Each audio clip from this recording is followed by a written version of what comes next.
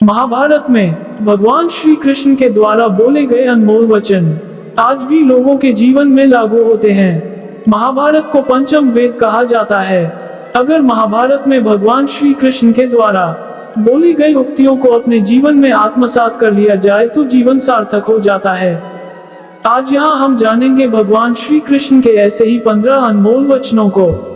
कर्म का फल व्यक्ति को उसी तरह ढूंढ लेता है जैसे कोई बछड़ा सैकड़ों गायों के बीच अपनी माँ को ढूंढ लेता है। आत्मा ना जन्म लेती है, न मरती है, न इसे जलाया जा सकता है, न ही इसे भिगोया जा सकता है। आत्मा अमर व अविनाशी है। इस संसार में कुछ भी स्थायी नहीं है। आत्मा शरीर को वैसे ही छोड़ देती है जैसे मनुष्य पुराने कपड़ों को उतार कर नए कपड़े धारण कर लेता है। मन शरीर का हिस्सा है। सुख दुख का एहसास करना आत्मा का नहीं शरीर का काम है। मान अपमान लाभ हानि खुश होना दुखी होना सब मन की शरारत है।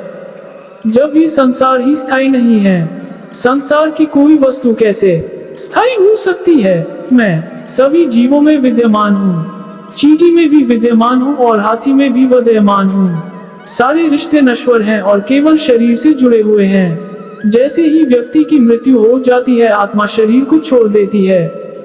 आत्मा का शरीर से जुड़े रिश्तों से कोई नाता नहीं रह जाता है। मेरे भी कई जन्म हो चुके हैं, तुम्हारे भी कई जन्म हो चुके हैं। ना तो मेरा आखिरी जन्म है और ना ये तुम्हारा आखिरी जन्म है। वर्तमान परिस्थिति में जो तुम्हारा कर्तव्य है वही तुम्हारा धर्म है। धर्म व्यक्तिगत होता है। मैं किसी के भाग्य का निर्माण नहीं करता, ना ही किसी के कर्मफल में दखल देता हूँ। व्यक्ति या जीव का कर्म ही उसके भाग्य का निर्माता होता है। क्रोध इंसान का सबसे बड़ा शत्रु होता है। क्रोध आने पर इंसान की सोचने समझने की शक्ति खत्म हो जाती है। तो उस व्यक्ति के पतन में ज्यादा समय नहीं लगता।